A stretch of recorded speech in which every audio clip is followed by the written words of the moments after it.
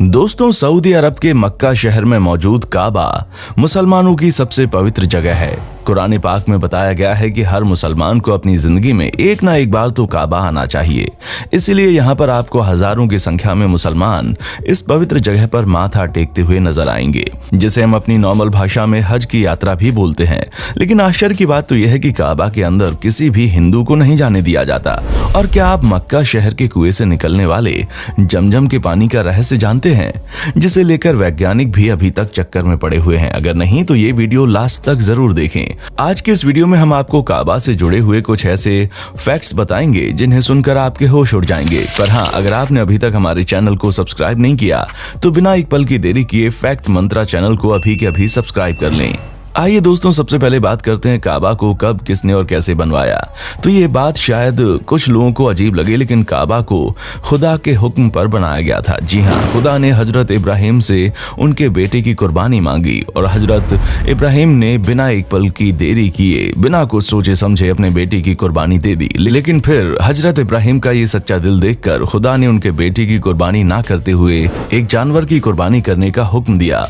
और फिर खुदा ने इब्राहिम को पैगंबर बनाया, उनके लिए एक घर भी बनाया। दोस्तों, कुरान में ये भी बताया गया है जो काबा आप मक्का में देख रहे हैं, बिल्कुल ऐसा ही काबा जन्नत में भी है, जहां पर हर दिन 70,000 फरिश्ते उसकी परिक्रमा करते हैं। अब ये चीज भी कई सारे लोगों को सुनने में अजीब लगेगी, लेकिन काबा का निर्माण कई बार हो चुका है। कभी कभी प्राकृतिक आपदाओं की वजह से तो कभी किसी कारण से काबा किसी न किसी नुकसान को झेलता था, जिसके चक्कर में बार बार इसका निर्माण करवाना पड़ा। ऐसे में आप जैसा काबा देख रहे हैं, ये पहले ऐसा बिल्कुल नहीं था और आखिरी बार 1996 में इसमें कुछ बदलाव किए गए। हालांकि आखिरी बार जब इसमें बदलाव किए गए तो उसमें कई सारी आधुनिक तकनीकों का इस्तेमाल किया गया ताकि काबा में किसी भी तरह की कोई प्राकृतिक आपदा का असर ना हो। और ये भी कहा जाता है कि जिस तरह से इसको अब बनाया गया है उसमें कई सदियों तक काबा में कोई भी नुकसान नहीं होगा।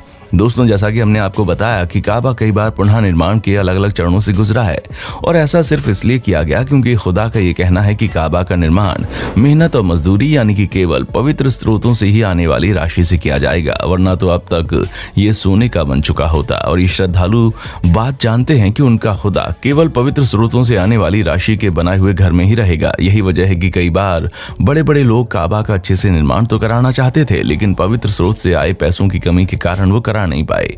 यही वजह है कि काबा का आकार समकोण तय किया गया था, लेकिन गलत तरीकों से आए पैसों से इसका निर्माण नहीं होना था। ऐसे में इसे छोटा सा क्यूब का आकार दिया गया। वैसे दोस्तों, कुछ भी कहिए, खुदा भी ये चीज देखकर सोचता होगा कि मैंने एक चीज पर पवित्र तरीकों से कमाए पैसों का इस्तेमाल करने के लिए कहा तो ये चीज समझ आ गई। वाकई में लोग कितनी कम मात्रा में पवित्र तरीकों से पैसा कमाते हैं। वैसे क्या आप ये बात जानते हैं कि पहले काबा में 2 दरवाजे और एक खिड़की हुआ करती थी। सबसे पहले एक दरवाजा अंदर आने के लिए और एक दरवाजा बाहर जाने के लिए हुआ करता था। यहाँ तक कि काफी समय तक यहाँ पर एक खिड़की भी रही, लेकिन आज के समय में जिस तरह काबा का निर्माण हुआ है वहां पर केवल एक ही दरवाजा है और कोई खिड़की नहीं है। और आप ये बात भी जानकर हैरान हो जाएंगे कि एक ऐसा वक्त था जब काबा पूरा रंगीन था। जी हाँ, आज काबा की पहचान बने काले रंग की जगह कभी हरे, लाल और सफेद रंग ने ले ली थी, जो इस रूप में लोगों को बहुत ही प्यारा लगता था। आपको बता दें कि घाटी के निचले हिस्से में होने की वजह से बारिश के वक्त काबा में अक्सर पानी भर जाया करता था, लेकिन चाहे बारिश हो या फिर बाढ़, यहाँ पर आने वाले श्रद्धालुओं की कोई कमी नहीं होती। और फिर चाहे जितना भी पानी क्यों ना भर जाए, वहाँ का माहौल हमेशा ही अच्छा रहता था। और सिर्फ इतना ही नहीं, वो तैरकर काबा की परिक्रमा करते थे। हालांकि अब आसपास की जगहों पर बदलाव करके इस तरह की स्थितियों पर काबू पा लिया गया है और तब से पानी में तैरते हुए श्रद्धालुओं की गहरी आस्था का वो दृश्य देख पाना लगभग नामुमकिन सा हो गया है। क्योंकि जब श्रद्धालु तैरते हुए काबा की परिक्रमा करते थे तो नजारा कुछ और ही होता था। और दोस्तों, क्या आप ये बात भी जानते हैं कि काबा का काला पत्थर टूटा हुआ है? जहाँ कई लोगों का ये मानना है कि काबा का काला पत्थर एक इजरायली समूह द्वारा चुरा लिया गया था और जब उनसे वो वापस हासिल किया गया तो उसके टुकड़े टुकड़े हो चुके थे। यहाँ तक कि उस पत्थर के कुछ ऐसे हिस्से हैं जो कि पाए नहीं जा सके। दोस्तों, काबा की चाबियां बनी शैबा परिवार के पास होती हैं और उनकी इजाजत के बिना कोई अंदर नहीं जा सकता। फिर चाहे कोई कितनी भी बड़ी हस्ती क्यों ना हो, काबा में उन्हें अंदर जाने के लिए इनसे इजाजत लेनी पड़ती है। हम आपको बता दें कि काबा के इतिहास में कई सारी गौरवपूर्ण बातें छिपी हुई हैं, जिससे हम आपको काफी कुछ सीखने को मिलता है। जिसका सबसे बड़ा उदाहरण तो आप यहाँ ले लीजिए कि दुनिया भर के मुसलमानों को जोड़ने वाली कड़ी का सबसे अहम स्रोत काबा ही है। क्योंकि दुनिया भर में रहने वाले मुसलमान चाहे किसी भी मुल्क या फिर कॉन्टिनेंट में क्यों ना रहते हों, वो जैसी चाहे लाइफस्टाइल क्यों ना जीते हों, लेकिन उन्हें एक करने वाला ये काबा ही है जो उन्हें खुदा के घर से कम नहीं लगता। और यहाँ लोग जाते ही इसलिए हैं ताकि वो खुदा से रूबरू हो पाएं। अब दोस्तों हम आपको मक्का शहर के कुएं से निकलने वाले जमजम पानी की बात करें तो सबसे बड़ी हैरानी की बात तो ये है कि मरुस्थल में एक कुआं बना है और इस कुएं से हर दिन हजारों लोग पानी निकालते हैं। लेकिन ताज्जुब की बात तो ये है कि इतने सालों में ना ये कुआं सूखा और ना ही इस कुएं का वाटर लेवल कम हुआ। अब आप सोच रहे होंगे कि भला ये कैसे?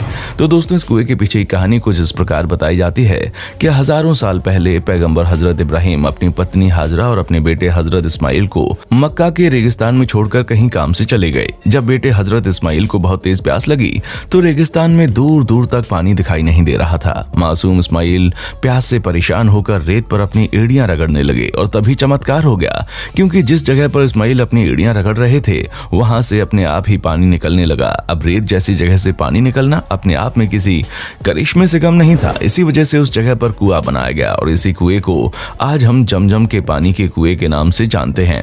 दोस्तों यहाँ पर मुस्लिम इस कुएं के पानी को काफी पवित्र मानते हैं, तो वहीं दूसरी तरफ कुछ लोग ऐसे भी हैं जो इस कुएं के पानी को पीने लायक भी नहीं मानते। यही कारण था कि 40 साल पहले एक एक्सपर्ट ने जमजम के पानी का निरीक्षण किया और दोस्तों ऐसा इसलिए हुआ क्योंकि साल 1971 में इजिप्ट के एक डॉक्टर ने यूरोपियन प्रेस में ये लिखा था, मक्का का जमजम पानी लोगों के पीने लायक बिल्कुल नहीं है। मैं इसलिए इस पानी को दूषित बता रहा हूँ क्योंकि मक्का समुद्र तल से नीचे है और ये कुआं मक्का शहर के बीचों बीच स्थित है। इसलिए मक्का शहर का सारा गंदा पानी नालों से आकर इस कुएं में जमा होता रहता है, जिससे बहुत ही खतरनाक बैक्टीरिया इस कुएं के पानी को दूषित करते हैं। दोस्तों इजिप्ट के डॉक्टर का ये स्टेटमेंट इतना ज्यादा वायरल हुआ कि जमजम के पानी को यूरोपियन लैब में चेक करने के लिए भेजा गया, पर जब सभी जांचें हुई तो उसका परिणाम लोगों को वाकई में हैरान करने वाला था, क्योंकि रिपोर्ट में ये चीज तो साफ हो गई थी कि डॉक्टर ने जो कहा था वो बात बिल्कुल सही थी कि मक्का शहर का गंदा पानी आकर इस कुएं में मिलता जरूर है, लेकिन वो गंदगी इस पवित्र पानी को दूषित नहीं कर पाती है। उल्टा पानी में मौजूद मैग्नीशियम और कैल्शियम की मात्रा इतनी ज्यादा है कि इसको पीने वाले कमजोर से कमजोर व्यक्ति को ये पानी एकदम से ऊर्जा और तरोताजा बना देता है। साथ ही जमजम के पानी में पाया जाने वाला फ्लोराइड कीटनाशक की तरह कार्य करता है। इसी वजह से यहाँ आए लोग इस पानी को अमृत समझकर ऐसे पीते हैं मानो ये उन्हें एक नई जिंदगी दे देगा। अब दोस्तों आपका इस पर क्या कहना है हमें कमेंट करके जरूर बताएं और इसी तरह की इंटरेस्टिंग वीडियोस को लगातार देखते रहने के लिए हमारे शानदार चैनल फैक्ट मंत्रा को लाइक, शेयर और सब्सक्राइब करना बिल्कुल ना भूलें। देखने के लिए शुक्रिया। दोस्तों आपको स्क्रीन पर 2 और वीडियोस दिखाई दे रही हैं, जिसे देखने के लिए स्क्रीन पर क्लिक करें।